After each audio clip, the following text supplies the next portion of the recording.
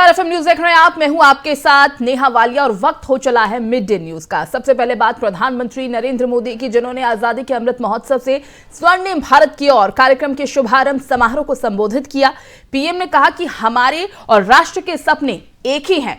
एक ही नया सवेरा होने वाला है। जब संकल्प से साधना जुड़ी तो कालखंड बनना तय है। उन्होंने कहा कि सबका साथ, सबका विकास और सबका विश्वास जो देश है उसका मूल मंत्र है। और क्या कुछ कहा प्रधानमंत्री नरेंद्र मोदी ने, आइए आपको सुनवाते हैं। आज के इस कार्यक्रम में दादी जानकी, राजयोगिनी दादी हृदय मोहिनी जी सशरीर हमारे बीच उपस्थित नहीं है। मुझ पर उनका बहुत स्नेह था। आज के इस आयोजन पर मैं उनका आशीर्वाद भी महसूस कर रहा हूं। साथियों, जब संकल्प के साथ साधना जुड़ जाती है, जब मानव मात्र के साथ हमारा ममभाव जुड़ जाता है, अपनी व्यक्तिगत उपलब्धियों के लिए इदम न मम यह भाव जागने लगता है, तो समझिए हमारे संकल्पों के जरिए एक नए कालखंड का जन्म होने वाला है, एक नया सवेरा होने वाला है। सेवा और त्याग का यही अनुभव आज अमृत महोत्सव में नए भारत के लिए उमड़ रहा है। इसी त्याग और कर्तव्य भाव से करोड़ों देशवासी आज स्वर्णिम भारत की नींव रख रहे हैं। हमारे और राष्ट्र के सपने अलग अलग नहीं है। आज देश लाखों स्वाधीनता सेनानियों के साथ आजादी की लड़ाई में नारी शक्ति के इस योगदान को याद कर रहा है और उनके सपनों को पूरा करने का प्रयास कर रहा है। और इसलिए आज सैनिक स्कूलों में पढ़ने वाले का बेटियों का सपना पूरा हो रहा है। अब देश की कोई भी बेटी राष्ट्र रक्षा के लिए सेना में जाकर महत्वपूर्ण जिम्मेदारियां उठा सकती है।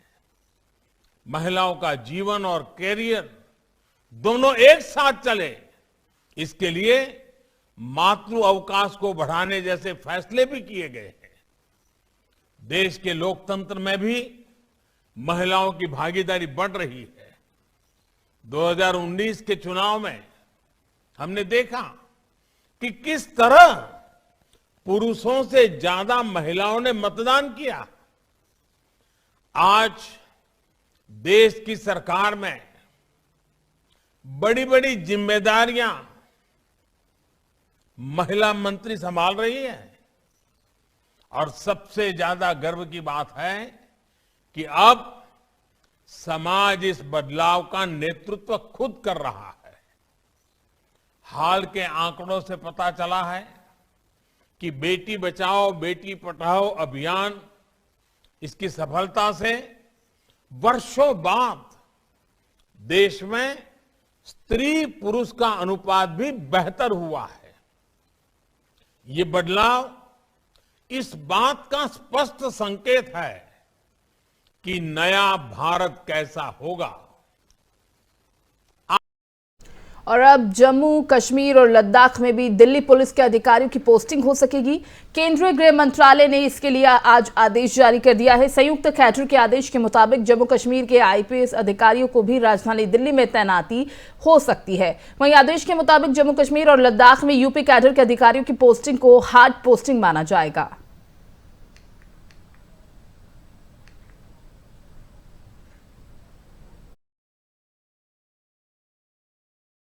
और जैसा कि हम सभी जानते हैं 5 राज्यों में विधानसभा चुनाव होने वाले हैं। इसे लेकर पार्टियां अपने उम्मीदवारों को मैदान में उतारने और रणनीति बनाने में लगी हुई है। बीते 4 दिनों से दिल्ली बीजेपी मुख्यालय में उम्मीदवारों को लेकर लगातार मंथन का दौर चल रहा था। उसके बाद गुरुवार को उत्तराखंड के 25 उम्मीदवारों की नई लिस्ट पार्टी ने जारी की है। मुख्यमंत्री पुष्कर सिंह धामी को खटीमा से उम्मीदवार बनाया गया है। बताते चले कि उत्तराखंड में 14 फरवरी को विधानसभा की सभी 70 सीटों के लिए मतदान होना है, जिसके लिए बीजेपी की तरफ से लिस्ट जारी की गई है पहली, और 25 उम्मीदवारों के नाम का इसमें ऐलान हुआ है।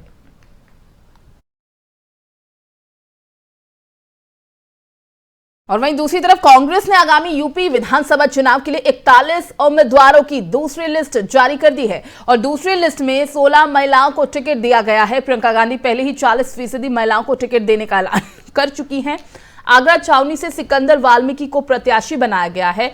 अरुण वाल्मीकि के परिवार से मिलने के बाद प्रियंका गांधी ने कहा था कि वाल्मीकि समाज को कांग्रेस टिकट देगी। फतेहपुर सीकरी से हेमंत चाहर को टिकट दिया गया है।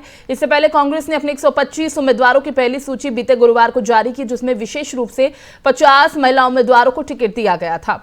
पार्टी ने उत्तर प्रदेश के लिए जो पहली सूची जारी की है उनमें पार्टी विधायक दल की नेता आराधना मिश्रा मोना, पूर्व केंद्रीय मंत्री सलमान खुर्शीद की पत्नी लोइस खुर्शीद के साथ ही सदफ जाफर और उन्नाव से गैंगरेप मामले की पीड़िता की मां आशा सिंह को कांग्रेस ने अपना उम्मीदवार बनाया है। बताते चले कि उत्तर प्रदेश विधानसभा चुनाव 7 चरणों में होगा। पहले चरण का मतदान 10 फरवरी को और 7वें और अंतिम चरण का मतदान मार्च में होगा, 7 मार्च को, और 10 मार्च को नतीजे सभी के सामने होंगे। तो दूसरी लिस्ट की हम बात कर रहे हैं जो जारी कर दी गई है उत्तर प्रदेश विधानसभा चुनाव के लिए। कांग्रेस की तरफ से पहली लिस्ट ऑलरेडी जारी की जा चुकी है।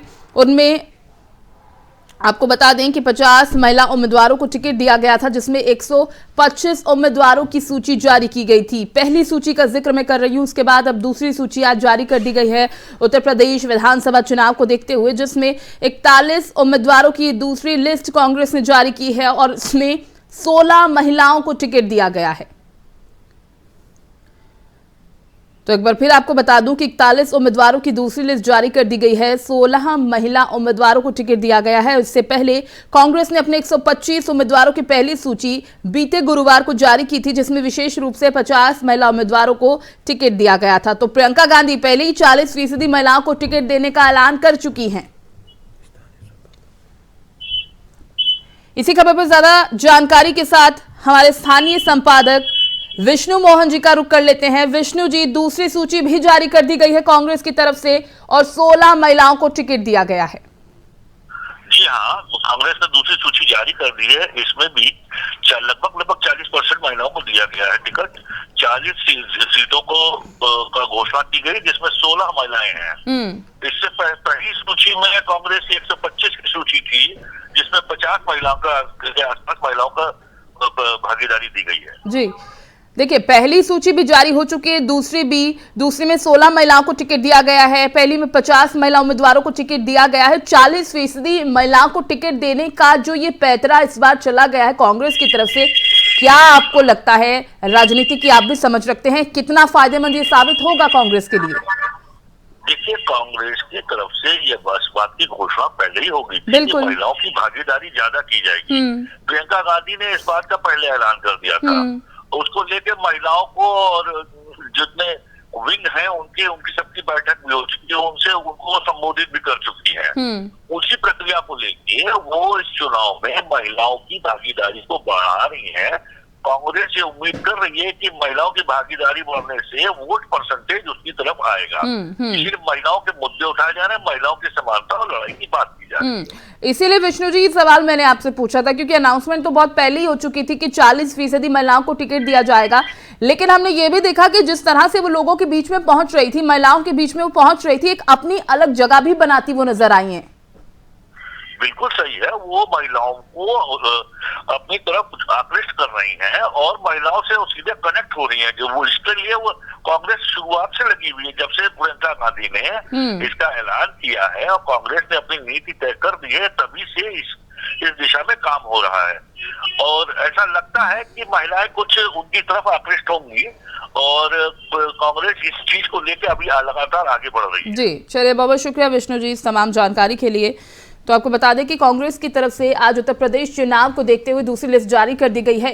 41 उम्मीदवारों की दूसरी लिस्ट है, जिसमें 16 महिलाओं को टिकट दिया गया है।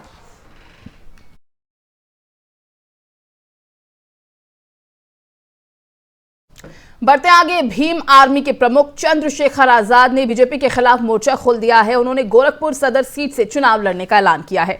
इस सीट से सीएम योगी आदित्यनाथ मैदान में हैं। साथ ही चंद्रशेखर आजाद ने कहा कि उनकी पार्टी कुछ लोगों के सामने अपने उम्मीदवार नहीं उतारेगी, जिनमें प्रगतिशील समाजवादी पार्टी के राष्ट्रीय अध्यक्ष शिवपाल सिंह यादव, सुहेलदेव भारतीय समाज पार्टी के मुखिया ओम प्रकाश राजभर, राष्ट्रीय लोक दल के प्रमुख जयंत चौधरी और स्वामी प्रसाद मौर्य के नाम शामिल हैं।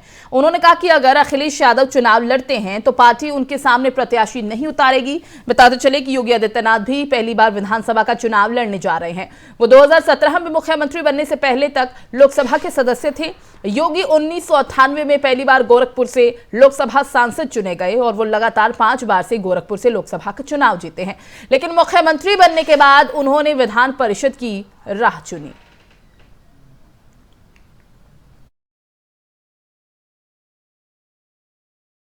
बढ़ते आगे, पंजाब विधानसभा चुनाव में चुनाव आयोग के साथ साथ प्रशासन ने भी इसकी अब तैयारी जोर शोर से शुरू कर दी है। इसे लेकर पंजाब में चुनाव से पहले 3,54,000 लाइसेंसी हथियार जमा कराए गए हैं। राज्य के मुख्य निर्वाचन अधिकारी डॉक्टर एस करुणा राजू ने यह जानकारी देते हुए कहा कि अब तक लाइसेंसी हथियारों का 91.10% जमा कराया जा चुका है। यह भी बताया कि राज्य में कुल लाइसेंसी हथियारों की संख्या 3,90,275 है, जिसमें से 3,54,075 पुलिस के पास जमा करा दिए गए हैं। अभी तक 91.10% लाइसेंसी हथियार जमा हो चुके हैं और बाकी 8.90% भी जल्द ही जमा करा लिए जाएंगे। यह भी उन्होंने बताया कि राज्य में आदर्श आचार संहिता लागू होने के बाद से निगरानी दलों ने करीब 2 करोड़ रुपए मूल्य के 6.60 लाख लीटर शराब जब्त की है। रविदास जयंती की वजह से चुनाव की तारीखों में यह बदलाव हुआ था और इसके साथ साथ राज्य के मुख्य निर्वाचन अधिकारी ने बताया कि 2221 गैर जमानती वारंट तामील किए गए हैं। बताते चले कि पंजाब की सभी 117 विधानसभा सीटों पर 20 फरवरी को मतदान होंगे। इससे पहले चुनाव आयोग ने वोटिंग के लिए 16 फरवरी की तारीख तय की थी, लेकिन बाद में रविदास जयंती का हवाला देते हुए राजनीतिक दलों ने चुनाव को कुछ दिन टालने की मांग की थी, जिसके बाद 20 फरवरी से कर दिया गया।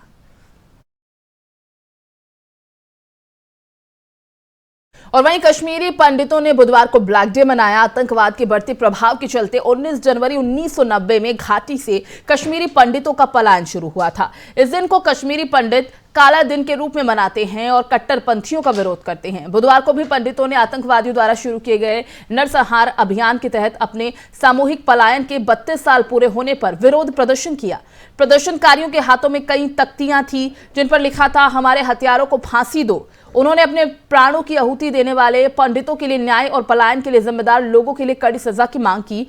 प्रदर्शन कर रहे कश्मीरी पंडित वीर जी काचरू ने केंद्र सरकार के खिलाफ अपनी नाराजगी जाहिर की और पूछा कि हमें कश्मीर घाटी में हमारे घरों में वापस क्यों नहीं भेजा जा रहा। उन्होंने कहा कि हमने केंद्र सरकार को 2 बार वोट ये सोचकर दिया कि वो इस मुद्दे को गंभीरता से लेंगे। हम सरकार से पूछना चाहते हैं कि हम अपने घर वापस कब जाएंगे। बताते चले कि 19 जनवरी 1990 को कश्मीरी पंडितों के लिए काला दिन ये मनाया जाता है, क्योंकि ये वो दिन था जब उन्हें चरमपंथियों द्वारा हिंसा के जरिए अपना घर छोड़कर जाने के लिए मजबूर किया गया था। उस समय कट्टरपंथियों ने पंडितों को घर छोड़कर न जाने पर सिर्फ 2 विकल्प दिए थे, या तो इस्लाम में परिवर्तित हो जाएं या क्रोध और अत्याचारों का सामना करें। इसका परिणाम यह हुआ कि कश्मीरी पंडितों को भारत में कहीं और शरण लेने के लिए मजबूर होना पड़ा था।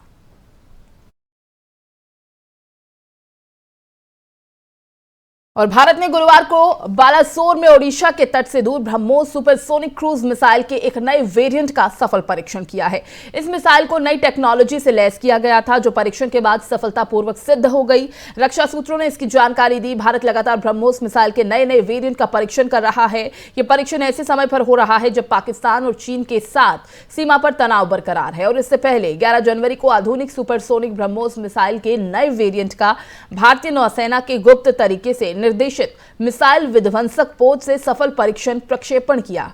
रक्षा अनुसंधान और विकास संगठन ने कहा था कि ब्रह्मोस सुपरसोनिक क्रूज मिसाइल के समुद्र से समुद्र में प्रहार करने वाले आधुनिक वेरिएंट का आज INS विशाखापट्टनम से परीक्षण किया गया। मिसाइल ने निर्धारित लक्ष्य पर सटीक तरीके से निशाना साधा। रक्षा मंत्री राजनाथ सिंह ने इस परीक्षण के लिए DRDO को बधाई दी।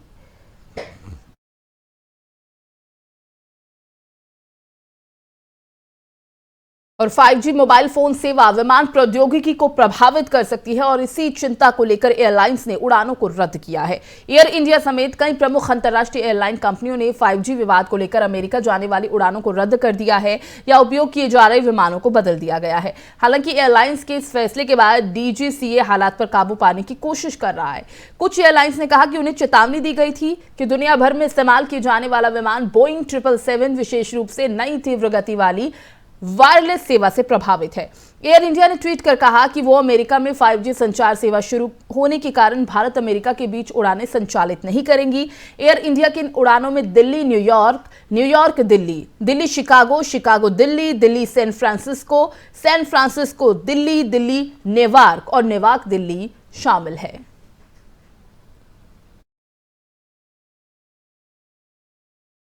और उत्तर भारत के कई क्षेत्रों में घने कोहरे और ठंड का असर अब देखते ही बन रहा है। एक तरफ जहां बढ़ती ठंड ने लोगों का जीना मुहाल कर दिया है, वहीं खराब मौसम का असर रेल सेवाओं पर भी दिखने लगा है।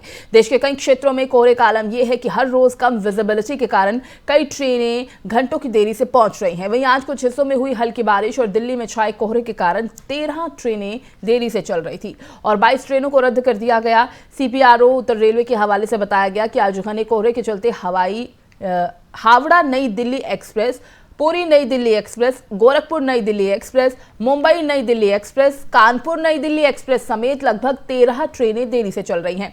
देर से चलने वाले इन ट्रेनों की लिस्ट में भागलपुर आनंद विहार एक्सप्रेस, अंबेडकर नगर निजामुद्दीन एक्सप्रेस, मुंबई नई दिल्ली दादर एक्सप्रेस, विशाखापट्टनम निजामुद्दीन एक्सप्रेस का नाम भी शामिल है।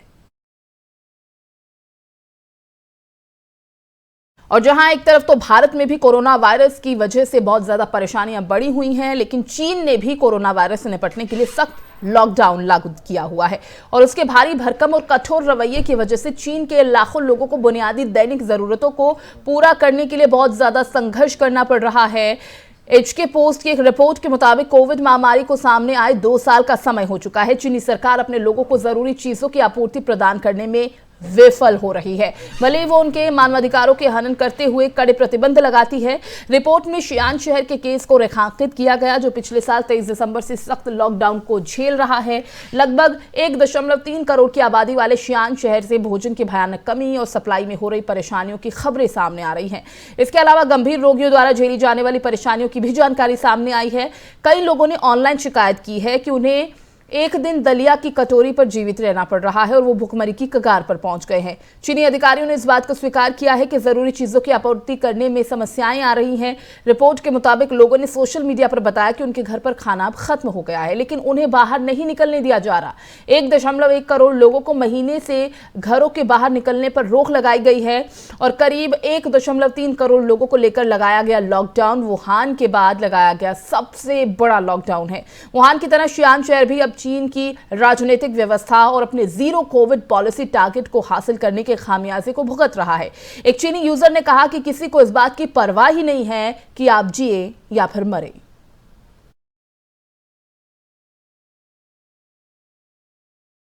मिड डे न्यूज में फिलहाल बस इतना ही। बाकी खबरों के लिए आप देखते रहिए FM न्यूज। मुझे दीजिए इजाजत। नमस्कार।